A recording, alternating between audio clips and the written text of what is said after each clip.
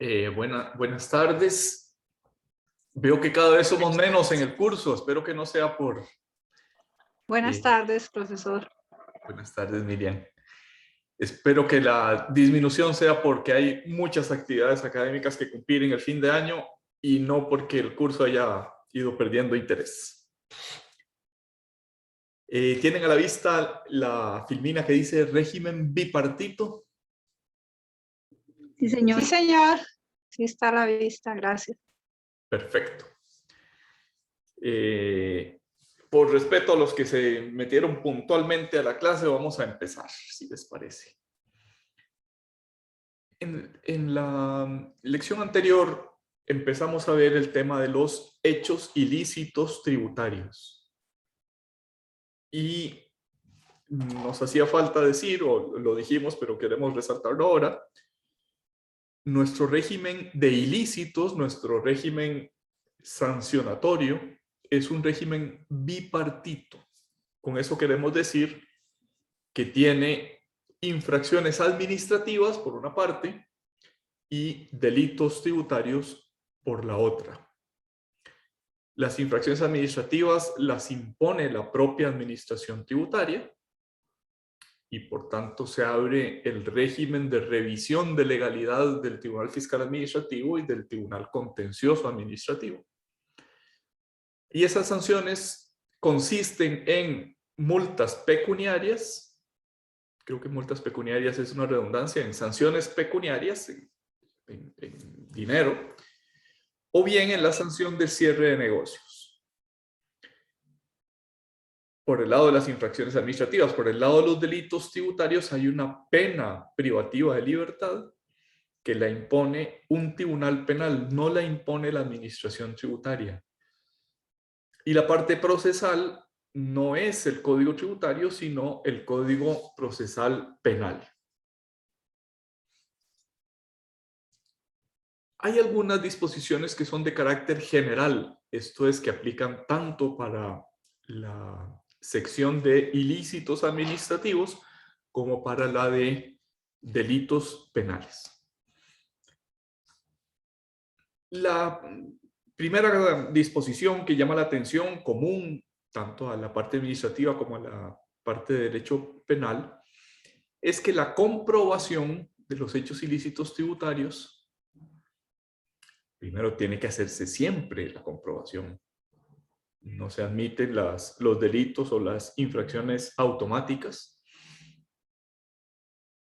No se admiten las infracciones objetivas. Hay que demostrar la materialidad, el elemento objetivo, y hay que demostrar el elemento subjetivo del hecho ilícito tributario. Esa comprobación debe hacerse, dice el artículo 66, respetando el principio non bis in idem. Ese principio, como ya hemos visto, es un principio exquisitamente penal. No puede ser sancionado dos veces por la misma conducta un mismo sujeto. Y esto implica, aplicado a nuestro régimen bipartito, que si la infracción puede constituir, la infracción administrativa, puede constituir delito, la conducta está sancionada administrativamente, pero también está sancionada penalmente, y la conducta es de suficiente entidad como para que la administración tributaria estime que existe delito, debe trasladar el tema que está investigando a la jurisdicción penal y debe abstenerse de seguir el procedimiento sancionador administrativo mientras la autoridad judicial no dicte sentencia firme. Dicho en otras palabras, no puede haber a la vez un procedimiento administrativo y un procedimiento jurisdiccional sobre la misma conducta. Son excluyentes. Y lo mismo puede decirse que si la sentencia de la autoridad judicial es sancionatoria, es condenatoria, excluye la sanción administrativa por los mismos hechos. En cambio, si la autoridad judicial no emite una sentencia sancionatoria, sino una sentencia desestimando la causa penal, entonces puede regresar, puede continuarse con el ilícito administrativo. Esta última suposición, dijéramos, facilita a la administración el utilizar los elementos que se hayan considerado como probados en sede jurisdiccional. No se pueden contradecir esos elementos que el Tribunal Penal haya considerado probados. Podría suceder que la administración tributaria no advierta que la infracción puede constituir un delito, sino después de imponer la sanción. ¿Cómo podría hacer esto? Podría imponer, por ejemplo, una sanción por emisión de facturas falsas. Impuesta la sanción, podría la administración tributaria entender que aquello no es solo una violación de un deber formal, sino que ello era preparatorio o parte integral de un delito, por ejemplo, del delito de defraudación fiscal.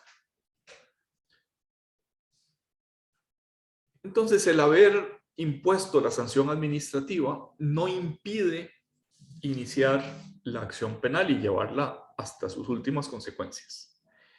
Sin embargo, en respeto del principio non bis in idem, si la acción penal, si la acción jurisdiccional resulta en una sentencia condenatoria, es obligatorio revocar la sanción administrativa siempre y cuando su naturaleza lo permita. ¿Cuándo permite la naturaleza de las sanciones administrativas su revocación? Siempre que sea una multa. Si se trata de una sanción de cierre de negocios, generalmente, y el cierre de negocios ha sido ya ejecutado, generalmente será muy difícil, por no decir prácticamente imposible, el revocar esa sanción si ya hubiera sido ejecutado el cierre del negocio. Dice el artículo 67 del Código Tributario que los representantes, apoderados, directores, agentes, etcétera, de una persona jurídica serán responsables por las acciones o omisiones establecidas en el Código Tributario. Tal responsabilidad no se presume y por tanto está sujeta a demostración. Hay un tema de discusión en el Código Penal o en el derecho penal en general sobre si pueden las personas jurídicas delinquir o no. El principio clásico era que la persona jurídica no puede delinquir. Ese principio clásico pues ha sufrido bastantes embates y bastante discusión de parte de la doctrina. Si para cometer el delito se necesita que haya un elemento subjetivo de culpa o de dolo, ¿cómo podría una persona jurídica que no tiene voluntad propia incurrir en ese elemento subjetivo?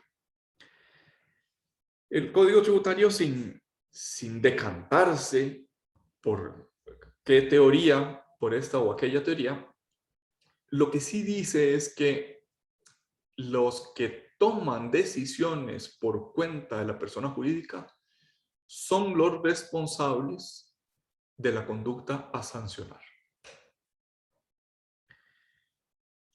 Las últimas líneas de este artículo se encargan de decir que esa responsabilidad no se presume. ¿Qué quiere esto decir? Si la sociedad, por ejemplo, la sociedad del bufete donde yo trabajo, incurre en una conducta sancionable y yo soy el gerente financiero de esa sociedad, no se presume que el gerente financiero tenía que saber o que estaba obligado. sino que esa demostración debe hacerse, forma parte de la actividad de la administración tributaria. Esto no siempre se ha entendido. Por ejemplo, que el contador firme la declaración del impuesto, pues es un asunto más bien formal que material, y esa responsabilidad pues se refiere sobre todo a que el que incurre en la conducta lo haga con conocimiento de lo que está haciendo. El artículo 69 del Código indica que, y ahora voy a hacer un breve repaso histórico de por qué dice eso, esta disposición, el artículo 69, se entiende por administración tributaria los órganos adscritos al Ministerio de Hacienda. ¿Qué quiere esto decir? En su momento, cuando título tercero del Código Tributario se aprobó por primera vez en el 95, me corrijo, ya existía antes del 95, pero cuando se aprobó la reforma del 95, se dijo que esas sanciones solo podían ser impuestas por la Administración Tributaria Central, la Administración Tributaria del Ministerio de Hacienda. Se sobreentendía y se siguen entendiendo que hay un régimen especial de sanciones aduaneras. Por tanto, la Dirección General de Aduanas normalmente no impone las sanciones que están en el Código Tributario. Esas solo las puede imponer la Dirección General de Tributación. Después se amplió el concepto para decir otros órganos, como podría ser sancionar el mal uso de una clave de acceso a un sistema informático de la Administración Tributaria, y eso podría ser la Dirección de Tecnología del Ministerio de Hacienda. No obstante, una reforma en el artículo, digamos, la intención desde el 95 hasta el 2019 fue que solo podían imponer esas sanciones las administraciones tributarias adscritas al Ministerio de Hacienda. Dicho en otras palabras, no pueden imponer esas sanciones, por ejemplo, el INDER, no puede imponer esas sanciones el IAFA, no puede imponer esas sanciones otros órganos que tienen a su favor tributos, FODESAF, la Caja, etc. No obstante, en el 2019 se modificó el Código Municipal. Obsérvese que no digo el Código Tributario, se modificó el Código Municipal, añadiéndole un artículo 77 bis que permite a las administraciones tributarias municipales imponer cualesquiera sanciones del título tercero del Código Tributario. Es cierto que muchas de esas sanciones, dijéramos, encajan mal en los tributos municipales, pero no quiere decir que no encajen del todo. Lo que los diputados aprobaron en el 2019 es que las municipalidades pueden imponer estas sanciones y que todo el título tercero, también los principios generales o disposiciones generales que estamos viendo en este momento, son aplicables en materia municipal. Me parece importante resaltarlo porque si ustedes ven el artículo 69, si leen el artículo 69 del Código, no fue modificado. Sigue diciendo órganos de administración tributaria adscritos al Ministerio de Hacienda. Lo que se hizo es que se añadió por referencia un artículo 77 bis al Código Municipal. No está en el Código Tributario. Dice también estas disposiciones generales que el título tercero del Código Tributario es aplicable a todas las sanciones, salvo que el régimen de cada tributo tenga normas sancionatorias propias. Me explico. El Código Tributario aplica para cualquier impuestos, para el IVA, para renta, para impuesto de bienes inmuebles, etc. No obstante, si el tributo, si el IVA, si el impuesto de bienes inmuebles, si el impuesto a las utilidades tiene una disposición expresa, por ejemplo, una sanción particular, entonces aplica el principio de especialidad. Prevalece esa sanción particular sobre las normas o disposiciones generales del título tercero. Dice el artículo 71 que las infracciones administrativas son sancionables incluso a título de mera negligencia. Dicho en otras palabras, se exige el elemento volitivo, el elemento subjetivo, en su menor grado, en su grado más ínfimo, que es el de mera negligencia en la atención del deber de cuidado. Por supuesto, si hay más que mera negligencia, algún tipo de culpa o de culpa agravada o incluso de dolo, sin duda también son sancionables las conductas descritas en el título tercero. Dice el artículo 72, los sujetos pasivos indicados en los incisos B y C del artículo 17, si ven ustedes ese artículo 17 son no personas jurídicas, pero sí patrimonios o entes, por llamarlos de alguna manera, que se asemejan a las sociedades sin tener personalidad jurídica, por ejemplo, un fideicomiso. Son sancionables esos sujetos pasivos en el tanto se compruebe que en su organización interna se ha faltado al deber de cuidado que habría impedido la infracción. De nuevo, ese elemento al menos culposo de negligencia. Dice también ese artículo que se puede imponer la sanción a esos sujetos sin necesidad de determinar responsabilidades personales concretas de los administradores. Se le puede imponer al fideicomiso, por ejemplo, una multa por declaración inexacta, sin necesidad de imponérsela también al administrador del fideicomiso, al gerente financiero, al representante legal, etc. Termina el artículo sin perjuicio de ellas, esto es, sin necesidad de determinar, pero sin que imponérsela a la sociedad, perdón, al ente colectivo, impida imponérselas a esas personas físicas que dirigen ese patrimonio afectado o persona jurídica.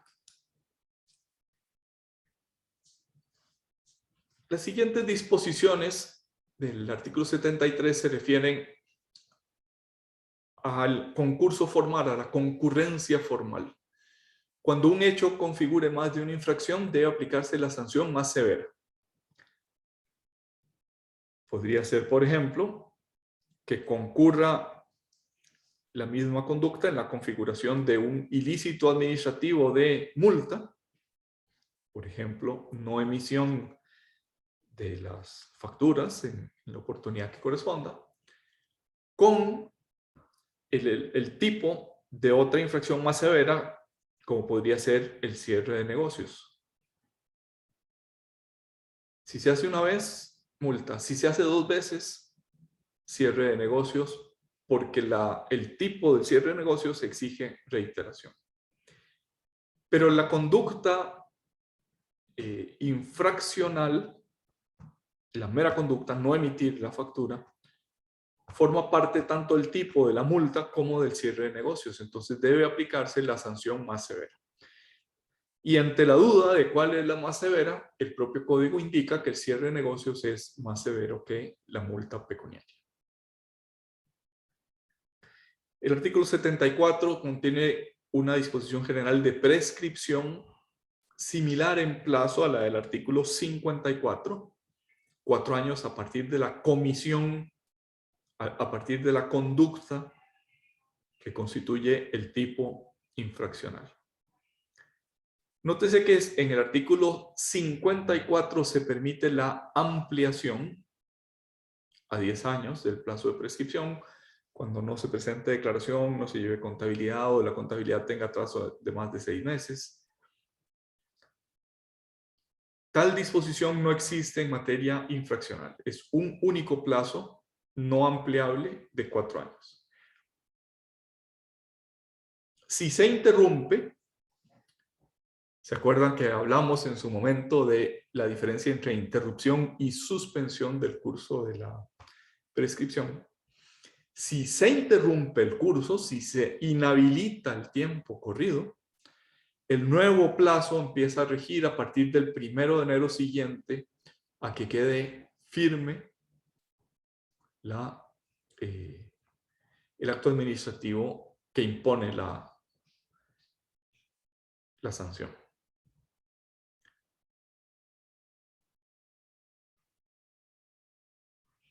Aquí se reproduce el mismo defecto constitucional que mencionamos cuando hablamos del artículo 54.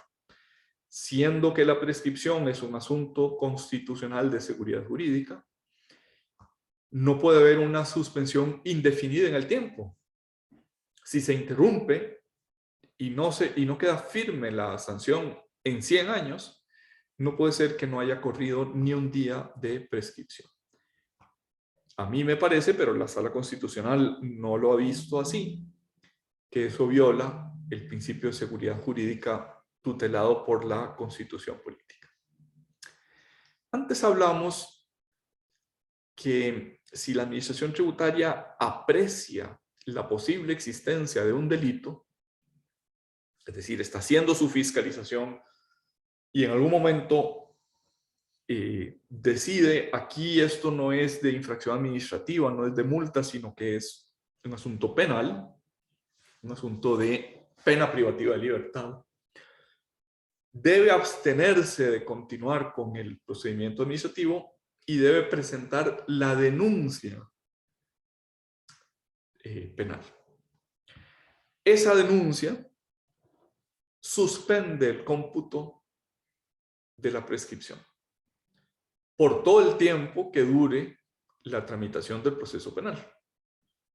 Se suspende. Si termina siendo desestimada la acción penal, se reinicia en el momento en el que suspendió el curso de la prescripción de 4 años sin que se inhabilite el tiempo corrido anteriormente, sino se reanuda en el mismo punto donde se había suspendido.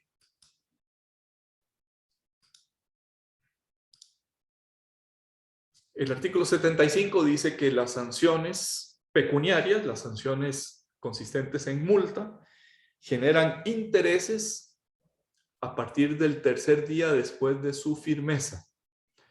Eso casi siempre es de que sean confirmadas por el Tribunal Fiscal Administrativo. Por la combinación de los artículos 76 y 88, el sujeto pasivo del tributo, que normalmente es el mismo que comete la infracción, puede autoliquidar la infracción, autoliquidar la sanción, perdón. ¿Qué quiere esto decir? Es como autoimponerse la multa.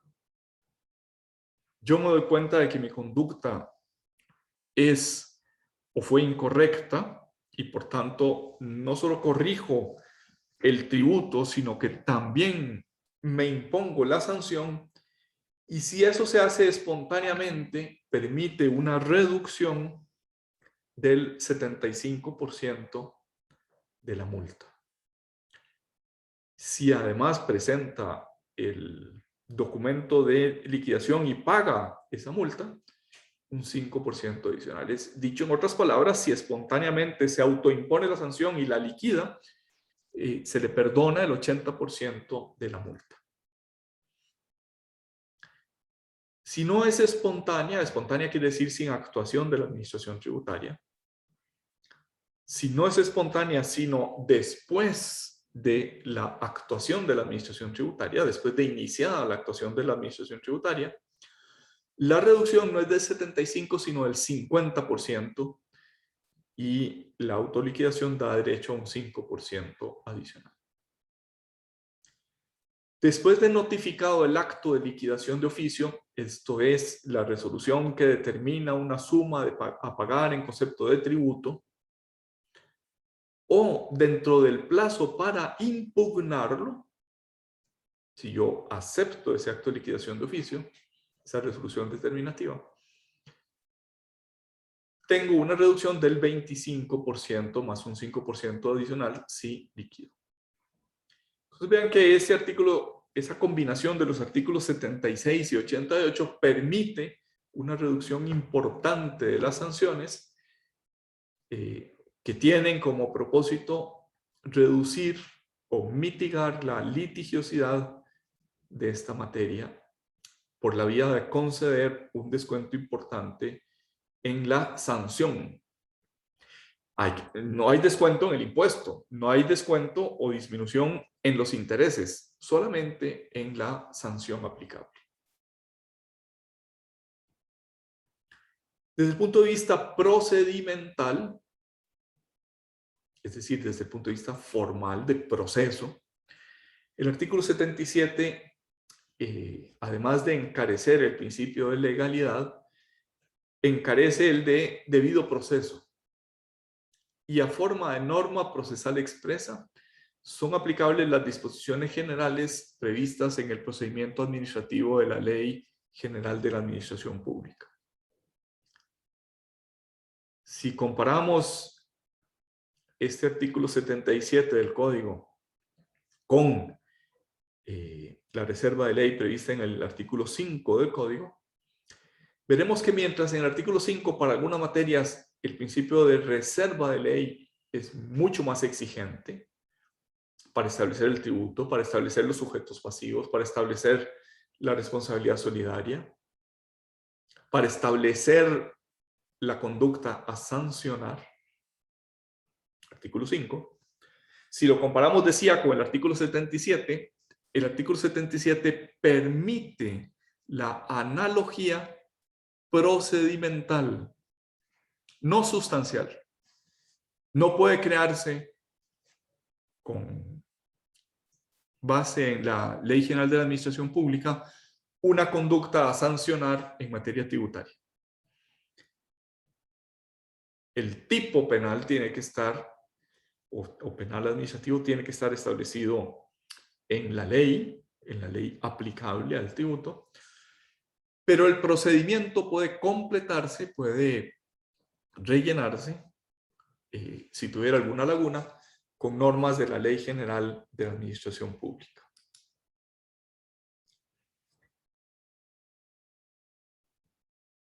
Vamos a ver algunas infracciones administrativas. Nuestro curso se está llegando a su fin y por tanto no podemos verlas con gran profundidad, pero al menos las más importantes sí que las veremos.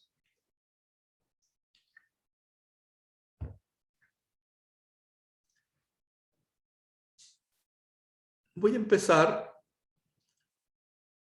por lo que cuando se propuso la Ley 9069 de fortalecimiento de la gestión tributaria en el 2012,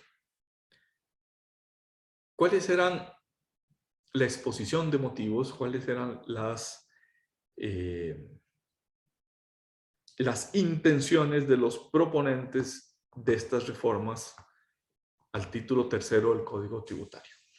Y me voy a servir para ello de unas filminas que utilizó en aquel entonces el director de fiscalización de la Dirección General de Tributación, señor Gerardo Durán, en la presentación que hizo primero los diputados para que aprobaran lo que finalmente se convirtió en Ley 9069, y después en las jornadas tributarias donde don Gerardo amablemente me autorizó para hacer el uso que quisiera de esas filminas. Son muy controversiales estas afirmaciones que se hacen en algunas de estas filminas, pero en general me parece interesante traerlas a este curso casi 10 años después de aprobada esa reforma, porque nos permite entender un poco mejor qué quería la administración y qué le otorgó o qué le dejó de otorgar el Parlamento. En primer lugar, la exposición de motivos llama a su propuesta de reforma tratamiento administrativo del fraude. Como se sabe, el fraude es una figura penal, una figura que no admite tratamiento administrativo, sino que solo puede ser juzgada por un tribunal penal. De tal manera que ya desde el nombre, tratamiento administrativo del fraude, tenemos que decir que al menos se utiliza la palabra fraude de forma impropia. No en el sentido en que lo utiliza el derecho penal, sino en el sentido inespecífico, en el sentido más amplio de conductas que implican una disminución del tributo.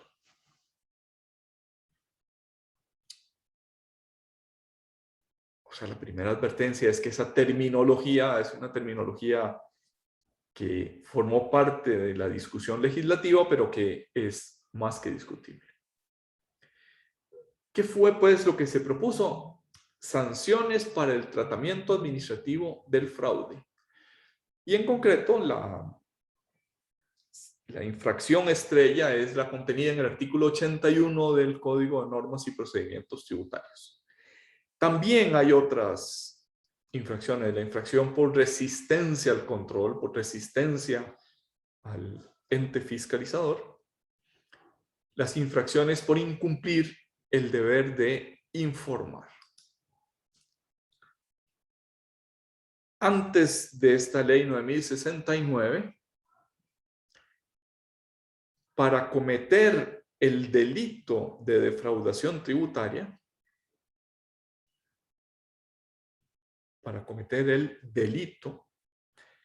era necesario que la suma defraudada superara 200 salarios base. En la ley 9069 se amplió de 200 a 500 salarios base. Esto es el umbral a partir del cual se comete un delito, ya no era 200 salarios base, sino 500 salarios base. Eso es lo que explica esta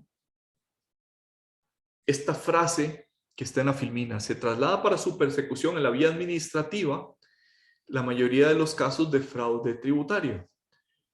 Es decir, aquellos casos que quedaban entre 200 y 500 salarios base, ya no se van a conocer judicialmente, sino se van a conocer administrativamente.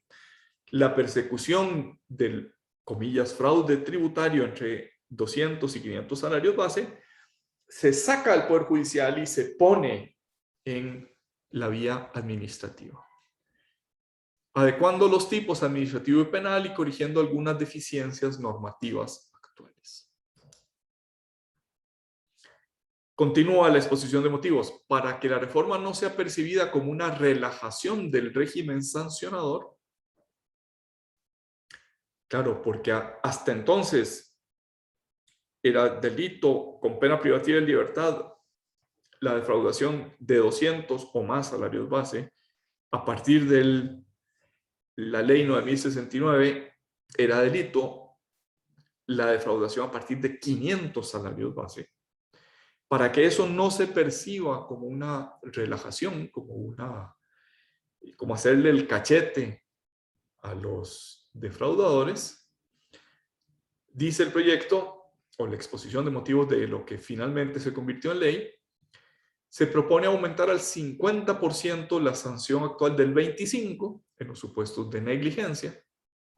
El régimen anterior decía multa del 25% en caso de negligencia, multa del 75% en caso de dolo. Pues bien, en caso de dolo, aumentar del 75 al 100 o al 150% del impuesto dejado de pagar en los casos de dolo. 150 en los casos muy graves, de conductas infractoras graves o muy graves, encuadrables dentro del concepto de infracción. En sencillo, ante la multa era 25 o 75 según fuera culpable o dolosa. Después es del 50, del 100 o el 150 en el primer supuesto por culpa, en los dos siguientes por dolo o dolo agravado. Decíamos que se modifica el artículo 81, declaración inexacta u omisión de declaración. Se crea la infracción por resistencia a la actuación administrativa y se aumentan las sanciones por incumplimiento del deber de informar. Si pueden tener a la vista el artículo 81 del código mientras vamos hablando de él, sería una gran cosa. Hay 4 conductas en ese artículo 81. Podríamos decir 4 infracciones, pero están en un solo artículo, que son la omisión de declaraciones. En segundo lugar, la presentación de declaraciones inexactas. En tercer lugar, la obtención de devoluciones improcedentes. Y en cuarto lugar, las solicitudes improcedentes de compensación o devolución. Ya de entrada llama la atención que solicitar y obtener son infracciones sancionables. Que si yo pido que me devuelvan y esa petición es improcedente, no procedía, me pueden sancionar.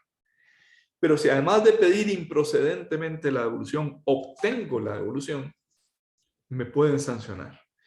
Pareciera necesario, en virtud del principio non bis in idem, que la obtención, que la solicitud quede subsumida dentro de la obtención. 4 conductas, pero en realidad pareciera que la cuarta queda subsumida dentro de la tercera si se produce el resultado.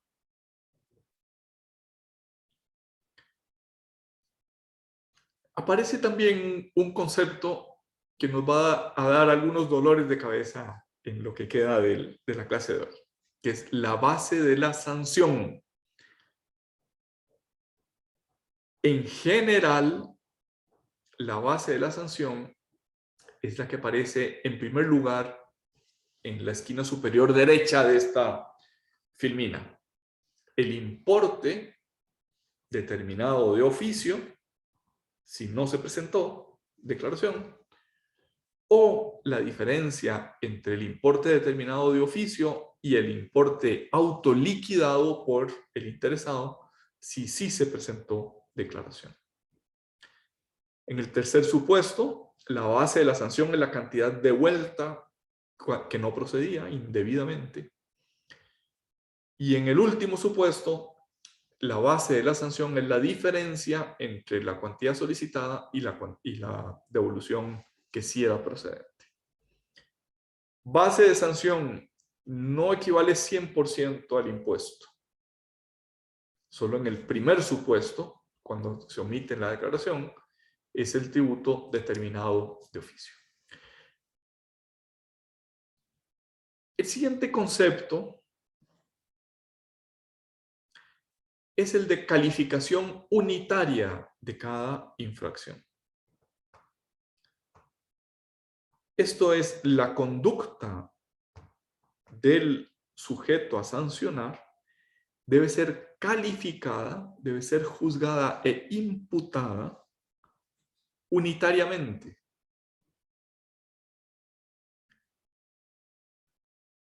En una declaración tributaria, por ejemplo, declaración de impuestos sobre la renta, normalmente hay más de una conducta.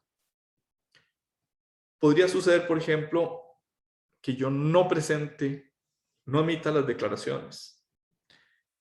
Podría suceder que yo utilice un porcentaje de depreciación diferente al que está en el anexo 2 de la ley del impuesto sobre la renta. Podría suceder que yo practique una deducción que no procedía por algún motivo formal. Pues bien, todas esas conductas tienen que ser calificadas unitariamente, es decir, el total de la declaración inexacta, aunque refleje distintas conductas, debe recibir una sola calificación. ¿Y qué quiere decir con esa calificación? Quiere decir que la conducta se califica como leve, como grave o como muy grave. La totalidad de la conducta. Como los supuestos de conducta grave y muy grave son dolosos, si la base de la sanción es menor o igual a 50 salarios base, se aplica la sanción administrativa. Pero si es superior, si hay dolo y es superior a 500 salarios base, debe suspenderse el procedimiento administrativo sancionador y hacer la denuncia penal para que se investigue por el delito de fraude. Repito nuevamente, 500 salarios base es el umbral de punibilidad penal. Umbral quiere decir puerta. Hay que pasar esa puerta para que se pueda imponer una pena privativa de libertad. Esa puerta es de 500 salarios base. El umbral es de 500 salarios base. En otras palabras, si la conducta implica una disminución en el tributo a pagar igual o superior a 500 salarios base, entonces es delito. En los casos en que sea grave o muy grave la conducta, en los casos en que sea leve, sigue siendo perseguible administrativamente porque el ilícito penal, no lo hemos visto, pero lo veremos más adelante, exige dolo. No puede cometerse culposamente el delito penal. Solo puede cometerse dolosamente. ¿Qué es el salario base? Ya el mismo que vimos en nuestra última clase, el establecido en la ley 7337, que es el equivalente al salario base mensual del oficinista 1 del Poder Judicial, que aparece en la relación de puestos de presupuesto ordinario de la República, aprobada en el mes de noviembre anterior a la fecha de la consumación del delito. Ese concepto se utiliza para los delitos de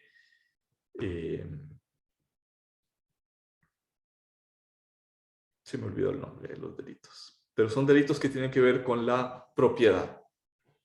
Pues bien, esa ley 7337 aplica también en materia de tributos, en materia tributaria. Ya me acordé el nombre, para el delito de estafa y la familia de delitos que circundan ese delito de estafa. Dicho en otras palabras, lo que dice el Código Tributario es, aunque esa ley 7337 aplica para una familia de delitos contra el patrimonio, cuyo arquetipo es la estafa, también aplica para los delitos y para las infracciones administrativas tributarias, cuyo arquetipo es el fraude. ¿Cuánto ganaba un oficinista 1 del Poder Judicial?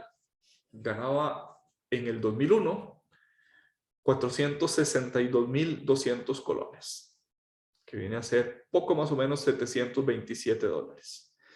Cuando hacemos la conversión a dólares, aunque el salario base ha ido subiendo, en dólares en los últimos años es cada vez menor. Dicho en otras palabras, el valor del colón respecto al dólar se está depreciando en forma mayor que la actualización de los salarios del oficinista 1 del Poder Judicial. ¿Cuál es pues el umbral? 231.100.000 colones. Esos son 500 salarios base, que equivalen aproximadamente a $363.000. En años anteriores, dijéramos hace 10 años, no era $400.000, pero una cifra muy cercana a $400.000. O sea, para que se cometiera un delito penal, se necesita que lo defraudado superara, o por lo menos superara un poquito, se acercara a $400.000. Esa cifra, como pueden ver en la filmina, pues se ha ido disminuyendo. En el 2021 es $363.000. ¿Qué quiere esto decir? Vamos a preguntarle, ¿a quién le preguntamos? Bueno, vamos a usar de ejemplo a Mariel.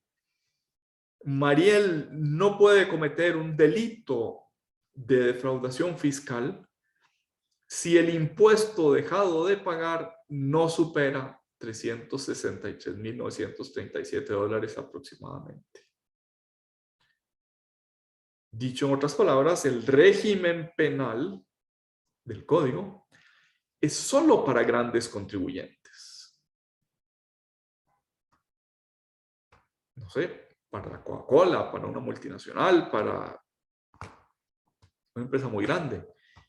Es difícil imaginarse un impuesto dejado de pagar, digamos el 13% de impuesto al valor agregado, que supere 231 millones de colones en una persona física. Pues no es que sea imposible, pero es poco probable que así suceda. Este tipo de umbrales no son propios solo de la legislación costarricense. Son frecuentes en todas las legislaciones tributarias. Por ejemplo, las causas penales que se han seguido contra Lionel Messi o contra Shakira en Cataluña, en España, han tenido que acreditar que el impuesto que les imputa la administración tributaria supera una cifra pues, que no es exactamente esta, pero que es una cifra bastante cercana a esta que estamos utilizando.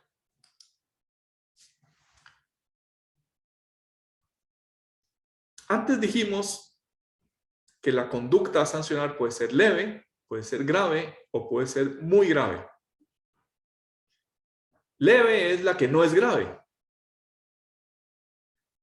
o la que no es muy grave. Se entiende por grave la ocultación de datos y se ponen como ejemplos de ocultación de datos la omisión de declaraciones, no se presentó declaración, o la inclusión de operaciones inexistentes, o bien, existiendo las operaciones, omitir algunas de ellas. Todo esto se considera que es ocultación de datos y por tanto hace presumir, hace definir que la circunstancia de calificación es grave. En el caso de que se incluyan operaciones inexistentes o que se omitan operaciones, siempre que ello supere el 10% de la base de la sanción. Empezamos a ver el concepto de base de sanción, pero no hemos hablado todavía en profundidad de él. Después hablaremos más. Creo que en la siguiente o en la subsiguiente filmina. Se considera muy grave lo que administrativamente se determinó en ese proyecto de ley, uso de medios de fraude, por ejemplo, las anomalías sustanciales en la contabilidad, el no llevar contabilidad o llevar doble contabilidad, la existencia de asientos falsos o de cuentas incorrectas, siempre que el resultado de estos asientos falsos o de las cuentas incorrectas supere el 50% de la base de sanción. El empleo de facturas u otros documentos falsos, siempre que el resultado económico de esos documentos falsos supere el 10% de la base de la sanción. O la utilización de personas interpuestas. ¿Les suena algún caso que haya salido en la prensa de personas interpuestas?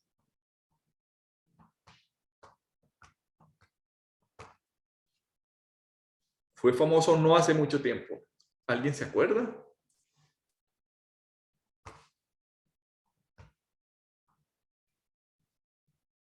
Adel, ¿te acuerdas?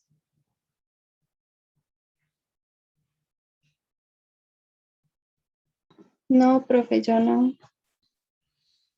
¿Se acuerdan de la exdefensora de los habitantes? Ana, ¿querías decir algo? Otra vez, perdón que no te oí.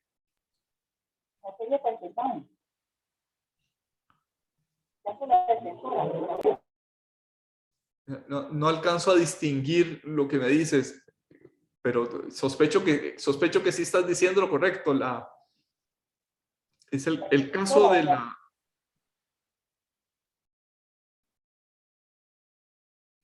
El caso de la exdefensora de los habitantes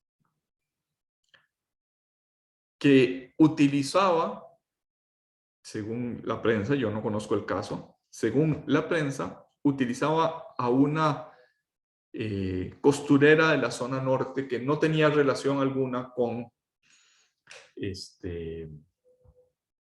con las declaraciones de impuestos sobre la renta de su sociedad. ¿Qué era la persona interpuesta? Aquella que, sin tener ninguna relación con el impuesto o la determinación de los gastos de la sociedad, se utilizaba como prestadora de servicios que ella no estaba prestando. Por eso es que se consideró que eso era muy grave, que ese era el uso de medios fraudulentos. Si la conducta es leve, la multa es de 50% de la base de la sanción. Si la conducta es grave, la multa es del 100%. Y si la infracción es muy grave, si la conducta es muy grave, la penalidad agravada lleva a una sanción del 150% del impuesto. Creo que vamos a dejarlo por aquí. Regresamos en 10 minutos para empezar a ver cómo se aplica, para empezar a ver un ejemplo de aplicación de esta multa del artículo 81 del Código de Normas y Procedimientos Tributarios.